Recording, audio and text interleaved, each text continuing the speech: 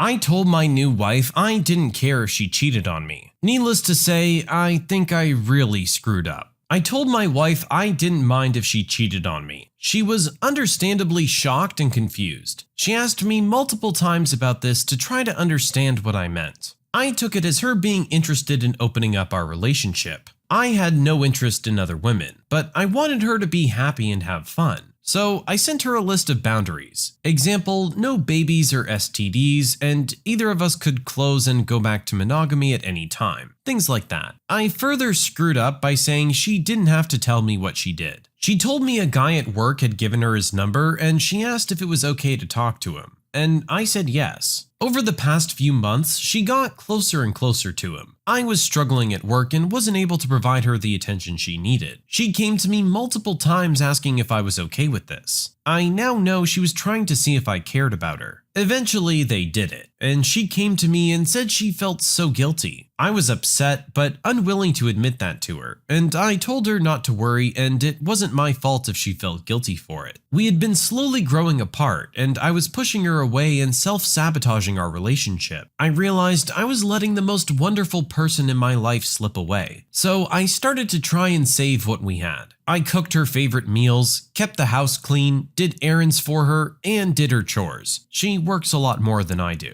I know expectations for men in relationships are low, and I thought I was a good man because I never forgot her birthday, our anniversary, or a holiday. I would always make those days special. I would try to be home and ready with food whenever she got back from work. But I didn't sit her down and talk about my feelings. She told me she wanted to meet with a college friend of hers out of state. I knew her friend was a nice person and it would be good for her to have a girls' weekend away from all this mess. She told her mom this too after she asked to visit, so I assumed she really needed that. 1 week before her trip, she went to lunch with him, and I was so jealous and hurt. I told her I didn't care if she came home that night. That moment proved to be the final nail in the coffin. The next day, I finally talked to her about my feelings. I begged her to close the relationship. She told me that for a long time she felt no emotional connection to me, and that her attraction to me had gone away, and that when I told her not to come home, something had broken inside of her. She said she was willing to try. I finally listened to her about our issues and took steps to communicate more, talk to her, cuddle more, and let her know about my feelings. She then told me her friend had asked her to leave me, and he would wait a year until the divorce or separation happened. After, I said at least she would have a nice weekend away with her college friend. She then said she had lied and revealed that the trip was with him and not with her friend. I begged her not to go, offered to pay any cancellation penalties, but she said she made a promise and was going to keep it. She went and came back, but she isn't the same. I asked her to stop seeing him and talking to him. She said she would try, but some days she comes home a little late and isn't hungry enough to eat the dinner I made for her, and I know she was with him. On our anniversary, I went all out. I got her flowers that matched our wedding colors, I made a photo album of our wedding and honeymoon, and I wrote her a list of vows on how I would continue to be a better husband. I used some of the decorations from our wedding to decorate a room just like our wedding reception for her, and played our first dance song and danced with her. I cried my eyes out, but she doesn't have any more tears left for me. I know every nice and romantic thing I do just hurts her more and adds to the guilt she feels. We have our first counseling session this week. I'm not sure if this is going to help us or it's just going to help me cope with divorce. I feel like such a failure.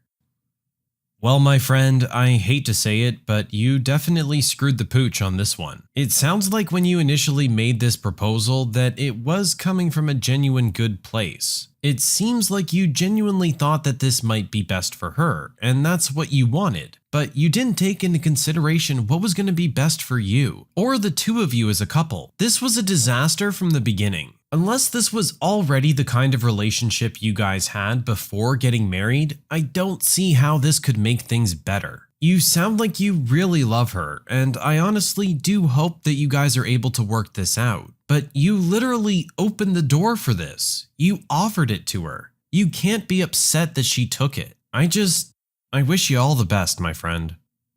My uncle seems to think it's funny to mess with me, so I recorded him for proof. My uncle thinks it's funny to get me to run back and forth between the pool and the kitchen getting him drinks. He'll say he wants a Coke, then claim he asked for a beer. then ask where his Coke is. He usually blames it on us darn millennials always being on our phones and not paying attention. For whatever reason, my parents don't tell him to screw off. It started getting old a long time ago, and I usually deal with it by making myself scarce when he's over. He was visiting over Memorial Day weekend and he caught me. He asked for a Coke, so I brought him a Coke. Then he said he had asked for a beer. So I pulled out my phone and played the video I had recorded of him asking for a Coke. Like most darn millennials, I was on my phone when he asked, and I knew what was coming, so I recorded his request. He asked me for a beer because that's what he really wanted. So I told him I'd be happy to get him a beer after he finished his drink, because unlike his boomer generation, I don't waste stuff for the fun of it. He got all huffy saying he was just joking around.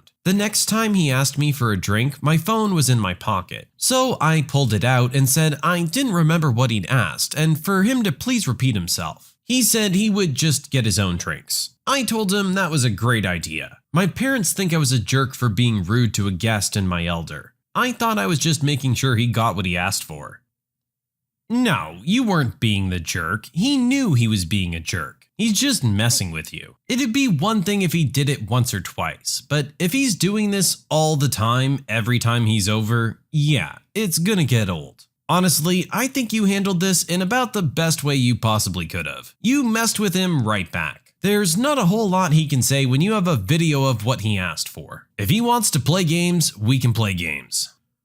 The service tech told my sister that she'd have to call the CEO if she wanted a loaner vehicle. So she did just that. This didn't happen to me, but it happened to my sister. I felt inspired to share with you since she's not a Redditor. We've had a bunch of family issues lately. Mom is disabled from a stroke, and my dad had a traumatic brain injury a month ago, leaving my sister as the primary caretaker of her household and my parents. I live about 2 hours away and help when I can. My sister has one car that can haul her family of her husband and 3 kids, and she relies on it every day to take the kiddos to school and pick them up. Sunday night, she was coming back from getting groceries when her car just died. Like dead. Not starting. If it did start, it would run for about 3 seconds and clip off. Her husband and a nice policeman pushed it off the highway and later they had it towed back to her house. Monday, she calls the dealership she bought it from. The truck has about 75,000 miles on it, but it's an older model. When she speaks to the service tech, she asks about a loaner vehicle to get her kids back and forth and take my mom to doctor appointments and such. They told her that they only give loaners to people with vehicles of that year, and the only person who can authorize the loaner is the CEO himself. I guess they thought they could scare my sister into shutting up about it, but they didn't realize they were dealing with a frazzled mama who's been dealing with doctors and hospitals for a month because of my dad's injury. One phone call to the CEO later, she's in his office writing a report about the service tech and signing papers on her loaner vehicle, which the CEO did mention they had 5 or 6 to choose from. He also didn't know about any policy about having to go through him to authorize a loaner. As she was leaving, she heard the CEO on the intercom calling for the service tech to come into his office. Bottom line, don't mess with frazzled mamas who are at the end of their rope wondering how to get their kids to school and her mom to the hospital to visit her dad. She might just do exactly as you suggest. Next time, maybe don't be a jerk.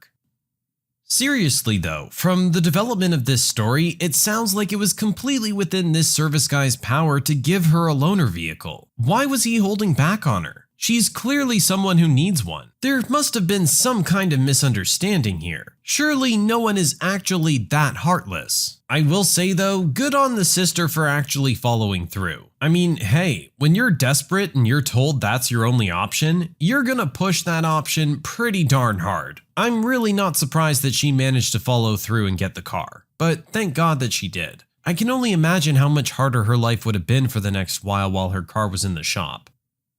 My internet provider refused to cancel my service even though I told them it was impossible for them to provide it to me, but they insisted on trying. So when I was living in the city, I had a contract with my internet provider, Rogers for my fellow Canadians. After a year in my apartment, I decided to move in with my then boyfriend, now husband, on a farm on a dirt road in the middle of nowhere. So I called to cancel my internet. I need to cancel, I'm moving, then interrupting me. Your services move with you. You signed a contract for X years and it only ends early if we're unable to provide service. You are unable to provide service. I'm moving to a rural area. Not possible. We provide service to many rural communities. What's your new postal code? I give them the postal code. That's for this town. We have service in this town. But I'm not living in that town. That's just my postal address. I'm living on a farm outside of that town. They then repeat the contract speech with an additional offer of an absurd buyout fee if I want to cancel my contract early without cause. I go, fine, you know what? I would love high-speed internet instead of crappy satellite internet. When can you come? The install guy had to call me 3 times from the van, twice because he was lost, and a third time because he was stuck in a snowdrift. When he finally arrived, it took him about 30 seconds to determine that there is obviously no infrastructure for high-speed internet. I offered him hot coffee for his trouble coming out, and he happily canceled my service free of charge and accepted my equipment return. This cost Rogers a 3 to 4 hour call out when you count the drive, just to keep one impossible contract. I tried to tell them, but they wanted to be jerks.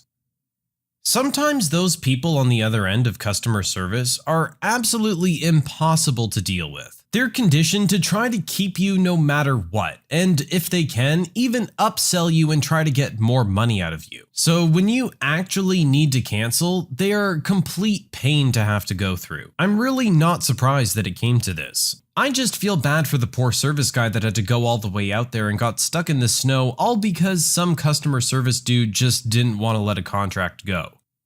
My son threw my daughter's feminine hygiene products in the trash, so I threw his Switch in the trash. My daughter is 13 and has been having the worst mood swings with her periods. She's also had really bad cramping and other issues. She got snippy with my son, who's 9, over being loud while playing Fortnite. My son decided that his revenge was to throw away my daughter's feminine hygiene products all in the trash. She went to switch out her pad and he had thrown everything away. I had to make an emergency run to get more pads for my daughter, who was already feeling pretty crappy. I hear my son playing Fortnite on his Switch and laughing with his friends about what he did. I grabbed his Switch and threw it in the trash. He starts crying, and my husband is like, "Really?" and took it out of the trash and told my son he's grounded from the Switch until we decide to give it back to him. My husband locked it up in a safe in our bedroom and swears he won't give it back, but thinks that throwing it away was over the top. I don't think he should get it back, and that it should be given away to someone else, and my husband thinks I'm overreacting. But what our son did was cruel, and he should be punished for it, and a loss of his Switch is punishment. Am I being the jerk here?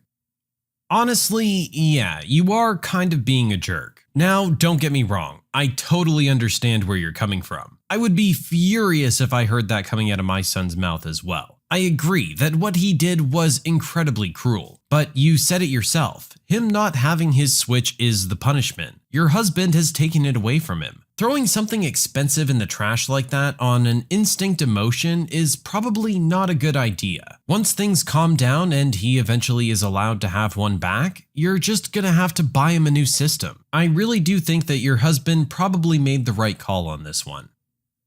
My entitled friend thinks I should pay for half their meals just because I make more money than they do. I'm currently out on vacation with a friend. It was supposed to be a 3-day trip. I usually eat once a day and survive on coffee because of this new diet I'm trying. He likes to eat in fancy places, and every time we go to a breakfast or lunch place, he orders whatever he wants and I just get coffee. When the time comes for the bill, he gets one bill and makes me transfer him half the amount. It's really frustrating when he ordered almost $30 worth of food and I just got a coffee and had to send him $17. I called him out on this today and he called me petty for keeping tabs on small things despite making a 6-figure salary. I don't think I'm being a jerk though. No, just because you make more money doesn't mean you're obligated to pay for his food. If he wants what he wants, he can pay for it. If he wants to eat at fancy restaurants all the time, he can pay for it. It's not a small amount when it adds up over time. He needs to accept responsibility for his own bill. When you subscribe, make sure to hit the bell to turn on notifications. Put the playlist on in the background to finish listening to all the stories, linked at the top of the description. And if you like Am I the Jerk, give Am I the Genius a shot. linked in the description as well. Either way, thanks a lot for watching, and we'll see you guys next time.